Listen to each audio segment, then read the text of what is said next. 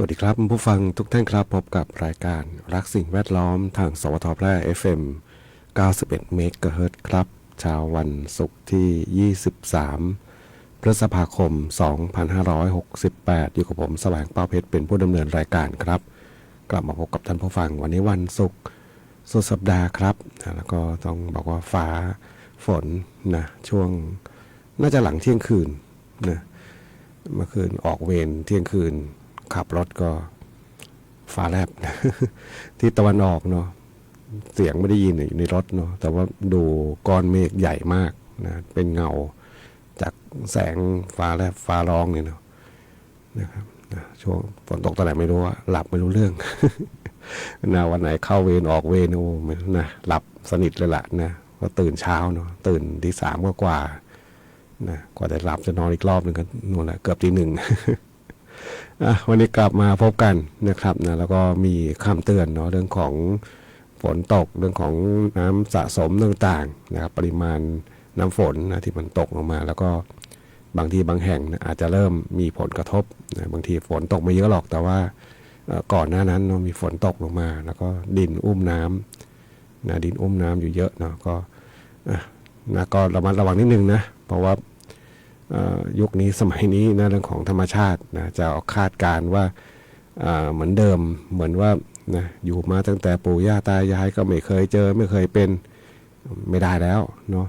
นะครับนะเพราะว่าอะไรเพราะว่าสิ่งแวดล้อมรอบๆตัวเรามันเปลี่ยนไปเนาะนะฝนที่ตกลงมาบางทีมันก็ปริมาณน้ำฝนอาจจะไม่เยอะมากแต่ว่ามันดินอุ้มน้ำเยอะนะครับนะแล้วก็ถนนหนทางต่างจากดอยจากภูเขานะแต่เดิมก็ไม่เคยมีรถยนต์วิ่งเข้าไปหรอกนะเพราะว่าไม่มีถนน นะรุ่นปู่รุ่นย่าเรามีไม่ได้ไม่มีนะปัจจุบันนี้ก็ตัดถนนลัดเลาะไปเนาะวันดีคืนดีน้ำป่าลงมาดินสไลด์ลงมานะก็ระมัดระวังนิดนึงเนาะเป็นสิ่งที่ต้องระวัง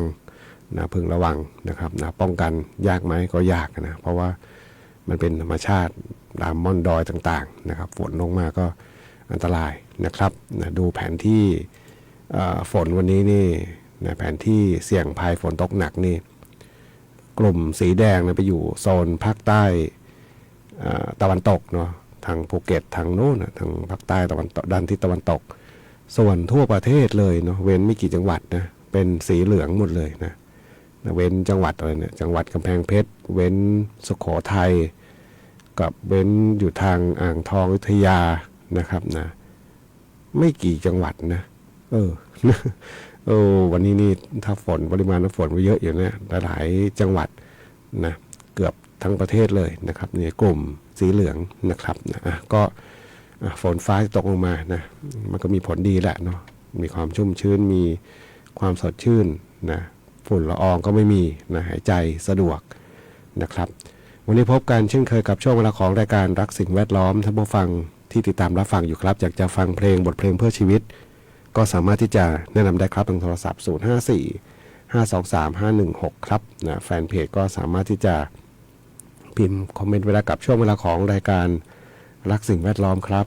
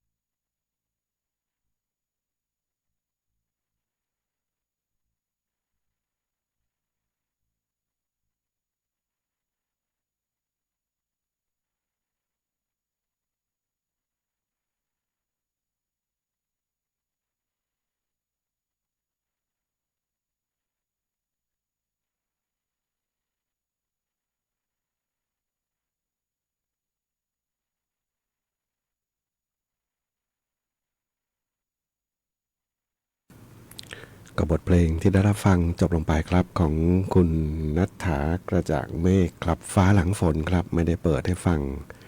นานแล้วเนาะมีท่านผู้ฟังถามถึงขึ้นมาครับเห็นฝนตกเนาะช่วงนี้ฝนที่ตกลงมาก็สร้างความชุ่มชื้นหลายที่หลายแห่งเนาะอาหารการกินก็ตามมาด้วยนะครับนะของป่าก็บอกเห็ดทั้งหลายแต่ก็ต้องระวังเนาะเห็ดนะเห็ดที่เราไม่เคยบริโภคมาก่อนเนาะหรือบางคนว่าเคยแหละนะแต่ว่ามันดูไม่ออกนะเป็นผมนี่ผมไม่กินเลยนะเพราะดีผมเชื่อทางเรื่องของไม่ไสยศาสตร์นะ วิทยาศาสตร์นะครับนะก็บอกเอาสิ่งที่เราเข้าไปในปากในท้องเราเนี่ยนะมันต้อง100%นะมันเชื่อมั่นได้นะครับไม่ใช่มันใช่คล้ายครับคล้ายครับคลาจะมันเหมือนจะใช่เนี่ยไม่เอา เข้าไปแล้วออกยากเนาะก็นะของป่าทั้งหลายนะครับนะเห็ดนี่นะก็มีหลักดูโน่นดูนี่นะแต่ในความรู้สึกตัวเองนี่อะไรที่ไม่เคยบริโภคมาก่อนเลยไม่เลยนะถึงแม้จะมีบอกเนี่ยมันก็ได้นะนะก็แต่อย่างไรก็ตามเนาะถ้าคนที่เขารู้จริงนะรู้จริงมีไหมก็มีนะไม่มีแต่ว่าบางทีมันดูด้วยสายตานี่ว่าอาจจะยากเนาะการเปลี่ยนแปลงบางทีพันธุกรรมบางอย่างนะแต่มันก็นานๆนะจะได้ยินข่าวเนาะส่วนใหญ่จะเป็นเห็ดที่มีสีสันใช่ไหมเนาะเห็ดละโงกเนาะที่ว่ากันว่าคนบางคนก็ไปเจอเห็ดพิษเห็ดที่มันเข้าใจผิดนะมันคล้ายกันมันเหมือนกันนะก็อันนี้ก็ต้องดูนิดหนึ่งเนาะส่วนคนที่เก็บ เก็บไปดูก่อนเนาะแต่ว่าคนบริโภคนี่เนาะก็ต้องดูอีกครั้งหนึ่งนะให้มั่นใจนะแต่ถ้าพวกเห็ดพื้นอะไรนะเห็ดที่เป็นมาตรฐานทั่วไปที่ขายแล้วนะเห็ดฟางเห็ดอะไรนี่มันของชัวร์อยู่แล้ว แต่ก็บอกของป่าอร่อยกว่าเนาะเนาะก็เป็นช่วงหนึ่งที่ฝนตกมาแล้วก็นะต้องบอกว่าอาหารการกินก็เริ่มตามมาด้วยนะครับนะน้ำท่าก็เริ่มเพิ่มขึ้นนะเห็นเพื่อนบางคนอยู่ตามอุทยานเนาะนะเพื่อนรุ่นเก่าๆ เก่าสมัยที่ยังเคยเริ่มทำงานใหม่ๆนะอยู่กรมป่าไม้นะก็บอกปีนี้น้ำมาเร็วนะเพราะว่าฝนฟ้ามันชุกเนาะช่วงเริ่มฤดูฝนนะครับนะก็แต่ว่านะมันก็มาพร้อมกับอย่างอื่นเดิมกันเนาะยุงทั้งหลายเนี่ยนะเมื่อวานนี่เล่าให้ฟังเมื่อวานขึ้นไปยอดดอยนะไปตรวจเช็คเครื่องส่งแล้วก็ไปซ่อมเครื่องปรับอากาศนะโอ้โห หมายถึงว่าซ่อมข้างนอกเนาะนะครับนะตัวคอมเพรสเซอร์มันอยู่ข้างนอกอาคารแดดจ้าๆเนี่ยแดดร้อนแดดเปรี้ยงๆเนี่ยนะยุงเยอะมากนะครับมันไม่ได้กลัวแสงกลัวอะไรเลย โอ้เนาะนะครับนะนึกถึงคนที่ไปเก็บหาของป่าเลยโอ้ต้องโซ่กับยุงขนาดนี้เฉลยนะครับนะก็ต้องระมัดระวังนิดนึงนะโรคภัยไข้เจ็บมากับยุงก็มีนะยุงลายก็ไข้เลือดออกนะแต่เป็นตามป่าตามดอยก็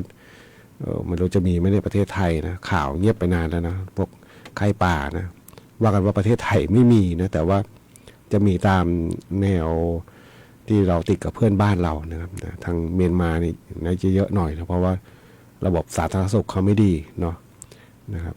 นะคนที่อยู่ตามป่าตามดอยต่างๆก็ยังเป็นคนป่าคนดอยเหมือนเดิมนะเรื่องของโรคภัยไข้เจ็บบางอย่างนะในเขตเมืองไม่มีแล้วนะแต่ว่ายังมีในเขตของบ้านเมืองที่อยู่ในห่างไกลนะครับห่างไกลออกไปนะครับนะนี่ก็ต้องเราอยู่ไกลแหละ แต่คนที่เขาไปอยู่ใกล้ก็ต้องระวังนะครับนะหรือแม้แต่เขาบอกว่าบางทีมันมากับคนไงนะคนที่เขามาเป็นแล้วมาย้ายถิ่นฐานมาไม่ใช่ย้ายนะอาจจะหลบเข้ามาทำงานเนี่ยนะโรคก็ตามมาด้วยเนาะนะครับนะก็เป็นยุคที่เราต้องมีความระมัดระวังบางอย่างเกิดขึ้นนะโดยเฉพาะโรคภัยไข้เจ็บนะครับดูข่าวสารนิดหนึ่งวันชาโลกชาสีอะไรสีชาไม่ใช่ชาเขียวเนาะชาโลกวันนี้วันเต่าโลกนะผมดูข้อมูลว่าเป็นเรื่องของการที่จะพร้อมใจกันอนุรักษ์นะเต่านี่เป็นสัตว์เลื้อยคลานโบราณนะมีอายุ บางคนว่ากันว่ายืนยาวนะแล้วก็เป็นนะเขาจะมักจะเปรียบความช้าความเนี่ยแบบเต่านะครับนะแต่ว่าช้ามันชัวร์ไงนะแต่ว่าเต่าปัจจุบันโดยเฉพาะเต่าทะเลนะเต่าน้ำจืดนี่ก็ถ้าไม่ค่อยเห็นเท่าไหร่ละเนาะส่วนหนึ่งก็กินหมด เต่าทะเลเนาะที่ดูสารคดีสัตว์ทะเลทั้งหลายเนี่ยปัจจุบันเผชิญปัญหาก็คือจากเดิมเนี่ยนะสมัยก่อนก็จะเป็นพวกอวนพวกใบพัดเรือบ้างนะที่ไปโดนฟันโดนแล้วก็โดนอวนติดตะข่ายอวนต่างๆนะก็บางทีเขาไม่ได้กินแต่ว่าตะข่ายมันไปติดแล้วมันก็ตายเนาะเพราะเต่าทะเลต้องขึ้นมาหายใจ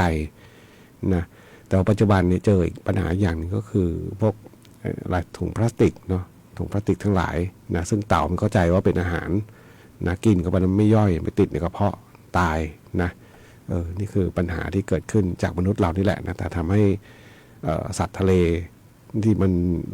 ใกล้จะสูญพันธุ์อยู่แล้วเนี่ยนะอาจจะเสี่ยงมากขึ้นนะครับนะแล้วก็เป็นส่วนหนึ่งของระบบนิเวศที่สำคัญเลยทีเดียวนะเต่าเนี่ยนะครับนะก็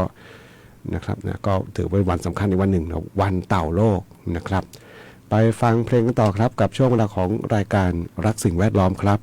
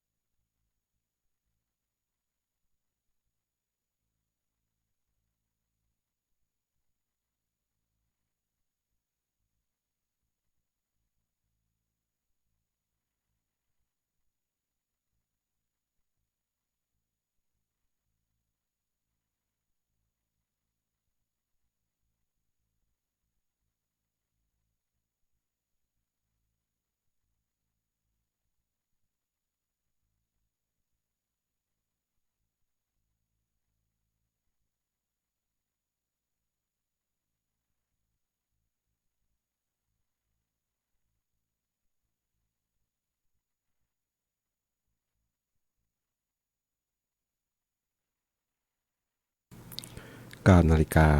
44นาทีครับนะกับบทเพลงของคุณอ้อยกระทอนที่ได้รับฟังจบลงไปครับสายฝนกับคนไกลบ้านที่ท่านผู้ฟังทานถึงเข้ามากับช่วงเวลาของรายการรักสิ่งแวดล้อมทางสวทแพร่ FM 91เมกะเฮิรตซ์ครับนะช่วงฤดูฝนเนาะปีนี้ฝนเยอะนะฝนชุกนะช่วงเริ่มเนี่ยนะแต่ว่าการคาดการณ์ของกรมอุตุนิยมวิทยาเนี่ยนะบอกว่าจะก็ไม่ปีนี้ทั้งปีเนี่ยนะฝนอาจจะไม่ได้เยอะมากนะแต่ว่ามันจะมีเป็นช่วงแรกๆนี่แหละนะที่มีเยอะหน่อยแล้วก็จะทิ้งช่วงนะไปสักระยะหนึ่งเลยละนะก็ต้องแล้วเป็นการคาดการณ์นะที่ผมฟังข่าวอยู่ก็นะก็มันก็จะมีบางปีแหละนะแรกๆเริ่มฤดูฝนนี่มาลืมล่ำหมดเนาะพอถึงช่วงที่เขาบอกไอ้ที่ทิ้งช่วงมันนานเนาะมันก็เหมือนกับว่าแห้งไปอีกนะครับนะก็เราดูไปเนาะเรื่องของธรรมชาติฝนฟ้านะเราไม่สามารถที่จะกำหนดกฎเกณฑ์อะไรได้เป็นเรื่องของธรรมชาตินะครับนะครับมาพูดถึงนะฝนที่ตกลงมานะครับนะหลายที่หลายแห่งนอกจากจะยุ่งเนี่ยนะไม่เท่าไหร่เนาะอาจจะแค่มันคือมันยกเว้นไข้เลือดออก นอกนั้นก็ธรรมดานะแต่ว่าสัตว์มีพิษอื่นๆนะอันนี้ก็ต้องระวังเนาะนะครับนะเพราะว่าโดยเฉพาะบ้านทุกวันเนี่ยนะเรามักบ้านเรือนที่อยู่อาศัยเรามักจะเป็นบ้านชั้นเดียวเนาะยกสูงมาหน่อยหนึ่งนะถ้าติดที่มันเป็นป่าเป็นมีสัตว์มีพิษทั้งหลายนี่ก็ต้องระวังเนาะพวกนี้จะหนีนะเพราะน้ำท่วมที่อยู่อาศัยเขาเนาะนะครับมันไม่ท่วมขึ้นมาหมดหรอกแต่ว่าโดยธรรมชาติโดยสัญชาตญาณของสิ่งมีชีวิตนะครับน้ำมาฝนตกมาก็ต้องหนีขึ้นที่ปลอดภัยนะครับนี่ก็ต้องระวังด้วยเนาะบ้านเรือนทุกวันนี้ก็เป็นลักษณะนี้เยอะนะครับหมายถึงเป็นบ้านชั้นเดียวเนาะไม่ได้อาศัยนอนอยู่ถึงแม้จะมี2ชั้นบนแต่บางทีก็บอกไม่ไหวนะเนาะขี้เกียจขึ้นไปนะก็ต้องระวังนิดนึงนะสัตว์มีพิษทั้งหลายนะครับในส่วนของเดี๋ยวเห็นทิศโอ๊ตอะไรนะล้างบางนะจะรีบล้างไปไหนนะเพิ่งได้กี่ปีรัฐบาลเนาะการทำงานนะครับก็นะต้องติดตามข้อมูลข่าวสารเนาะแล้วก็การเลือกตั้งโดยเฉพาะไม่ว่าจะเป็นท้องถิ่นเลือกตั้งระดับประเทศนะครับนะบางทีก็เลือกแล้วก็ผิดหวังนะบางคนก็บอกเลือกแล้วก็สมหวังนะเป็นเรื่องปกติเนาะในการเมืองการปกครองระบอบประชาธิปไตยนะครับนะเห็นขอบ่อยแล้วนะล้างบางเนี่ยนะ นะครับบ้านนาหลวงทักทายเข้ามาครับนะสำหรับเราฟังที่ติดตามรับฟังผ่านทางแฟนเพจของทางสถานีนะครับนะก็สามารถที่จะติดตามรับฟังได้แต่ว่าแฟนเพจนี่ก็จะติดต่อสื่อสารกันเป็นส่วนใหญ่เนาะเพราะว่าเพลงจะถูกในเรื่องของจำกัดสิทธิ์ เรื่องของลิขสิทธิ์บทเพลงนะครับนะผมก็เลยไม่ปล่อยเสียงเพลงไปทางแฟนเพจนะครับนะเพราะว่าเดี๋ยวเขาปิด เขาปิดแฟนเพจเรานะครับนะเพลงเพื่อชีวิตนี่ไม่ได้เลยนะเปิดนิดเดียวเรียบร้อยเลยนะไปฟังเพลงกันต่อครับนะเป็นเพลงที่ท่านผู้ฟังถามถึงเข้ามาครับล้างบางนะครับ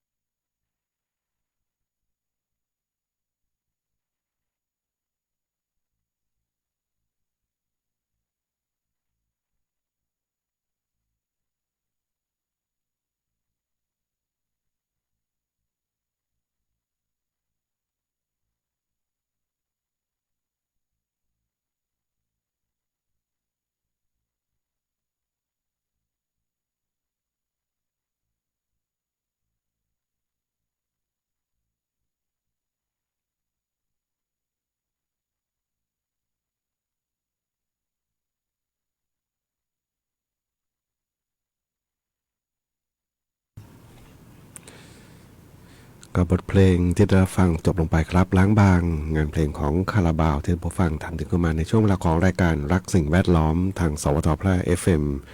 91 เมกะเฮิรตซ์ครับเมื่อวานใครที่ใช้โทรศัพท์มือถือค่ายอะไรนะทรูใช่ไหมเนาะเมื่อวานนี้มีของสวทแพร่นี่เห็นอยู่สองท่านเนาะแรกๆก็นะผมเองก็นะเข้าไปช่วยดูเหมือนกันนะตอนแรกก็เข้าใจว่าซิมมันเสียเนาะนะครับนะเพราะประสบการณ์ตัวเองเนี่ยเคยเจอมันถึงว่าซิมเสียนะเพราะว่าโทรศัพท์เครื่องมันร้อนเนาะร้อนแล้วก็ทำให้ตัวซิมเนี่ยซึ่งมันเป็นโครงสร้างจะมีพลาสติกอยู่ด้วยเนาะซิมมันจะเสียนะครับไม่ใช่เป็นครั้งเดียวนะเป็นมา2 ครั้งละนะของตัวเองนี่นะโทรศัพท์มันร้อนจัดเนี่ยแล้วก็ทำให้ซิมมันเสียไปนะเราก็เข้าใจเองนั้นเนาะก็เช็คกันลองเปลี่ยนเครื่องเปลี่ยนอะไรกันนะแต่ก็ลืมแบบเห็นมีเพื่อนคนหนึ่งเนาะอยู่ทางเขต8นู่นนะเขต8กาญจนบุรีเนาะเขาโพสต์ไว้บอกเนี่ยตอนนี้เน็ตระบบเนี่ยมันล่มอยู่เนาะก็นึกขึ้นได้ ก็เลยสอบถามเป็นจริงๆเนาะนะครับนะก็หลายเมื่อวานภาพรวมได้เยอะนะพอเป็นข่าวไปทั่วประเทศเลยแล้วก็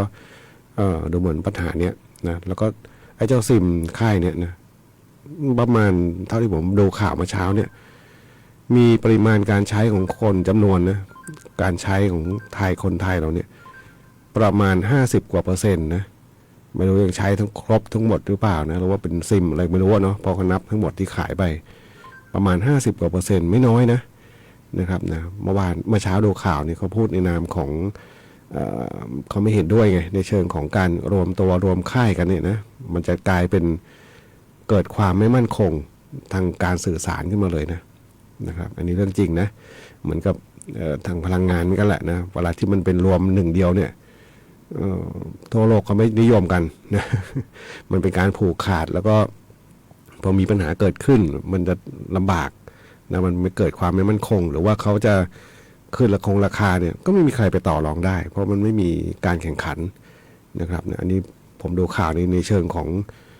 ธุรกิจที่มันผูกขาดนะซึ่งเขาก็ไม่เห็นด้วยนะแล้วก็อีกประเด็นหนึ่งก็คือการชดเชยนะจากสิ่งที่มันเสียหายไปนะจากระบบตรงนี้นะผมว่าไม่น้อยนะการที่จะซื้อขายของกันแล้วก็สแกนจ่าย